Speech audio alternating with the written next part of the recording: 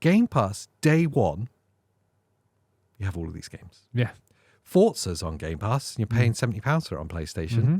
If you've got Game Pass, it's free.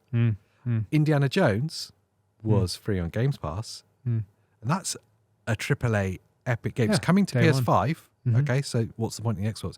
Well, on PS5, you're going to pay £70 for it. Yeah, exactly. I didn't pay £70 for it on the... Yeah, and that's the thing is, if you're a PlayStation player and you buy one of these games... Yes. And that's it forever of time. Yeah. Fine, fair enough. Yeah. You know, like I don't want to buy an Xbox because I only want to play Indiana Jones and that's it. Yeah. Cool story. But when people are like, there's no point of an Xbox because I can play every game on PlayStation now, are you really going to be spending 70 quid every launch title? Really? Yeah. So you're going to buy every Xbox title at £70 each? I don't think so. So buy 2 games, that's more of the price than a year's worth of Game Pass. Yeah. Which you then have access to like 500 plus games. And all the new releases that happen every in that day year one, as well. Yeah, every day one. Day release. one. What? Like, now, first party Xbox games, for the most part, for as long as we can see, and at least in the recent past as well, they're all day one Game Pass now. mm-hmm.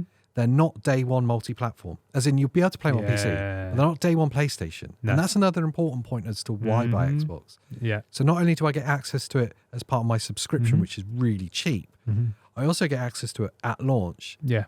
Indiana Jones is an incredible game. I absolutely loved playing it, and I think it'll do really well on PlayStation. It'll probably look really good as well, although it was optimized for Xbox. Yes. Yeah, but it'll be really good on PS5 Pro. Yeah. With Pissa and stuff, it'll look great. My point being is that I didn't pay for it. Yep. It's part of my subscription. Yep. And I played it and completed it in December. Yeah. And when's it coming out on PlayStation? Is it springtime, something Something like that? It's like 6 months later. 6 months later. So if you really wanted to play it and you're really kind of impatient, you don't have access to it. So there is still an element of exclusivity there. Yeah, absolutely. Like they're timed exclusivity. Yes. But without having to pay for it. Yeah. So you've got to wait and pay for it. Kind of like what Nintendo do with physical games. Now, the counter to that is that, well, it's available on PC. Yeah. And I totally agree. It's available on PC. And in fact, if you've got a PC, you probably should just play it on PC. Oh, yeah. There's no need to have an Xbox. No need to have an Xbox if then, you've really. got a PC, yeah. If you've got PS5 and PC, you're sorted. Yeah. I'd agree with that. And in fact, if you want the best way to play it, if you want Indiana Jones to look as good as it could and perform as well as it can, play it on PC. Definitely play it on PC. In fact, all the Xbox games are on PC. What PlayStation games aren't on PC? Well, more and more are coming. I can't think of. Not first party titles. Yeah, that's what I mean. Can't think of any.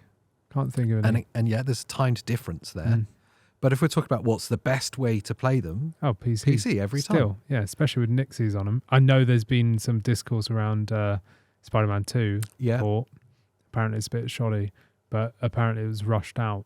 So, that will get updated and patched. Yeah. But typically the PlayStation ports to PC have been recently been very good. Miles Morales was very good. Wasn't it? Yeah. They all have Ghost of Satsuma. Yes, good point. They're all of them. So all those games, all those great PlayStation games, and they are amazing games, are available on PC.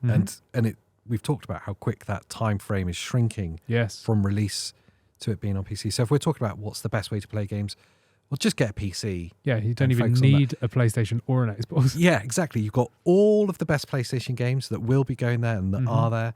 You've got all of every Xbox game, day one Game Pass, and you've got the entire Steam library, you've got the Epic's library. Like, you've got access to everything. It's the definitive way to play every game. Yeah. Of course. But I guess my point then is if we're discounting Xbox as an existence because it's available multi-platform on PC as well, then we have to discount PlayStation for the same reason. Yeah.